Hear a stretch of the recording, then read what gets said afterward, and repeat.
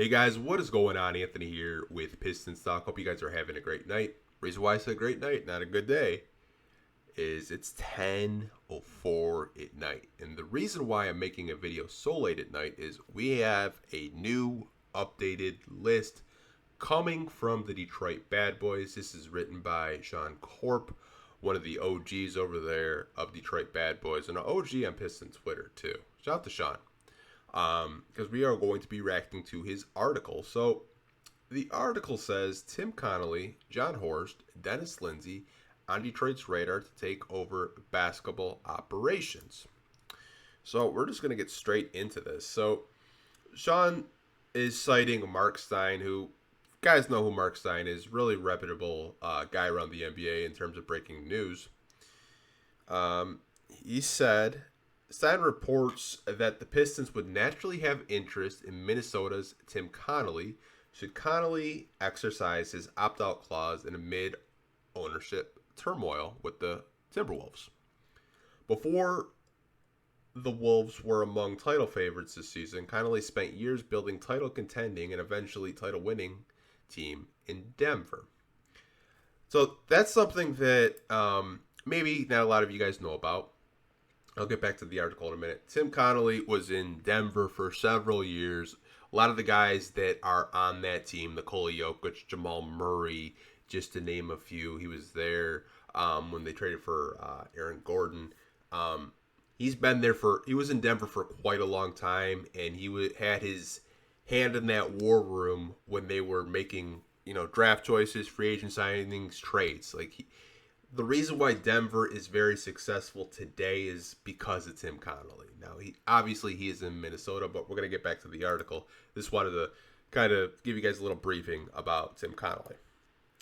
Sean goes on to say Connelly is currently in the second year of a 5-year, $40 million deal. However, there is a remaining in potential increasing hostility between current owner Glenn Taylor and former future owners Alex Rodriguez and Mar Lore after Taylor abruptly pulled the team off the market and said the aforementioned investors had not met their obligations to take control stake in the franchise. So, I know I mentioned it at a podcast maybe 2 or 3 weeks ago, maybe even longer. Tim Connelly is a name to look out for if he does opt out because of the tension in that front office with ownership and just the weird Glenn Taylor, Alex Rodriguez stuff that's going on right now. I don't know, man. It sounds weird.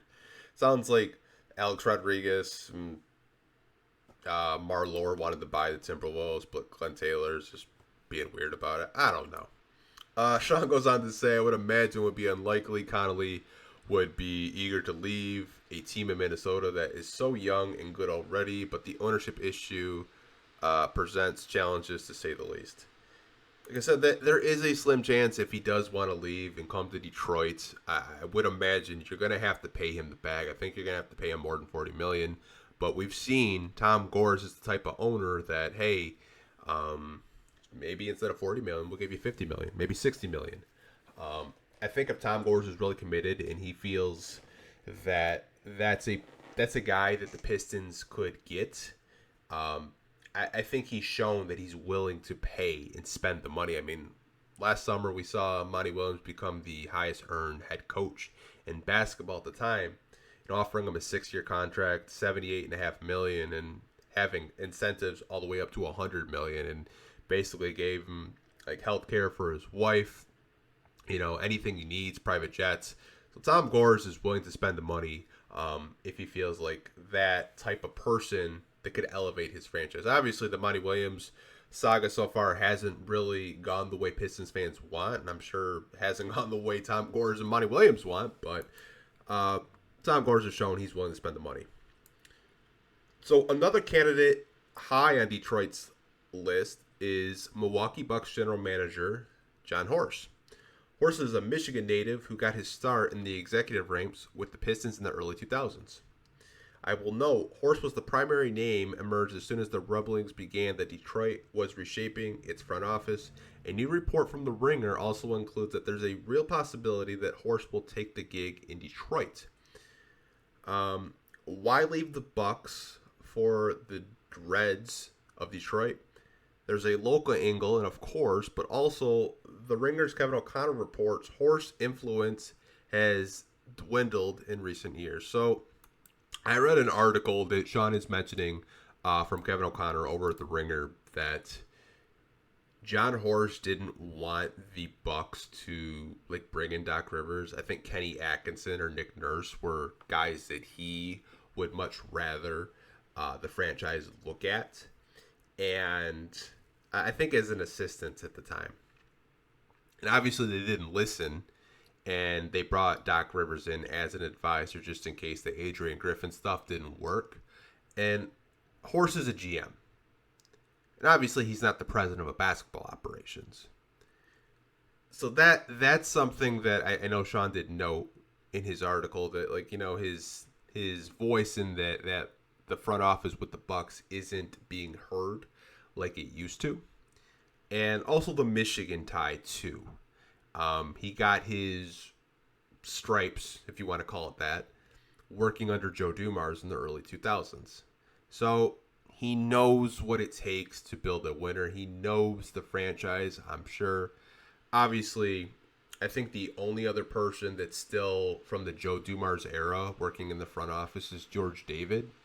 And I'm not entirely sure if you bring in John Horst, if he would decide to keep George David. And George David got promoted to an associate GM, assistant GM under Troy Weaver. So I'm not entirely sure if John Horst would keep him or fire him or fire him and try. Who knows? But I think John Horst, to me, I think is probably the most likely to be your next president of basketball operations. The Michigan tie, obviously the Milwaukee Bucks situation isn't the best in terms of just them not listening to him anymore. Even though he's only a general manager, you should still listen to your general manager, I think. That's just my opinion, though. But that is a name that definitely we should keep an eye on.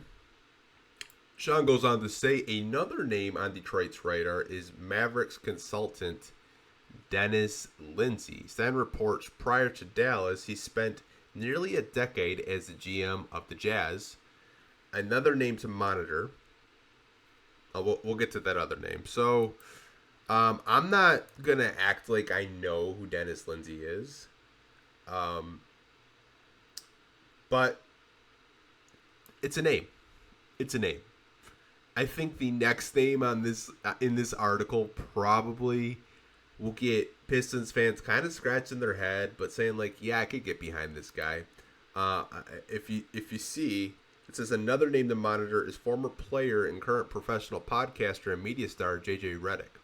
This wouldn't be for a head coaching position, though, and could be interested in a position in the front office in the event he has interest to move to basketball operations. Now, from the reports I read, J.J. Redick is a finalist for the Charlotte Hornets head coaching job. Now, it is worth noting, I know Sean did note it in his article, that Redick is actually a former client of the vice chairman of the Detroit Pistons, Arn Tellem. Now, I think it would have to take a lot of convincing from the Pistons brass for J.J. Redick to be a president of basketball operations or even work in the front office for that matter. But I think he's a name that is very well respected among NBA players, current and former. And he's just such a smart basketball mind. If you've watched his podcast, not even with LeBron James, even before that, his podcast, they're very informative, very smart basketball mind. I do think he would make a hell of a coach, but maybe, the president of basketball ops is something that he could be interested in. Something to monitor, and Sean did mention that if he does want to get into that. Sean also says it should be noted, I can't emphasize how annoying the fact is Redick's former agent is current Pistons chairman Artel. Yeah. Like I said, the Tellum connection is something that probably just we're looking at, and we think, oh, it's a possibility because it could be a candidate for a president of basketball ops. But I think JJ would be interesting. Sean goes on to say, this is a strong list of contending for potential president of basketball operations role for the Pistons. Connelly would be an A+ hire. Horst wouldn't be too far behind. It seems like Lindsay performed admirably as a GM in a small market team in Utah, but several contending teams. JJ Redick has a podcast. Seriously, though, he could be a good coach or executive. I have no idea. Brent Barry went to Turner Broadcast and Mainstays as an executive in San Antonio, but now is a GM of the G League affiliate. Yeah, like this list is to Sean's point, a phenomenal article by him. I think Tim Connelly, like if you're a Piston fan, that should be like wish list. I think John Horst is probably going to be your next president of basketball ops, but I'll just say he would not be a bad option. He really wouldn't. Dennis Lindsay, I'm really not too familiar. Sean did mention that he was in Utah for several years and, building a team out there. And Utah had a little bit of success before they did start to rebuild. JJ Redick kind of seems like a wild card if he does want to take that next step in terms of being a head coach, or maybe he wants to like dip his toe and work in the front office. But I want to know what you guys think. Sorry, this video probably made no sense, and I'm rambling, 10 o'clock at night, but forcing myself to make this video for you guys because it is breaking news. I will talk to you guys down below in the comment section. Let me know what you guys think. Are you feeling Tim Connelly, John Horst, Dennis Lindsay, possibly JJ Redick, or maybe there's a name that Sean Corp or myself didn't mention in this video? Comment it down below. I want to hear your thoughts. Like always, hope you guys are staying safe. Take care. I'll catch you guys in the next video. Peace.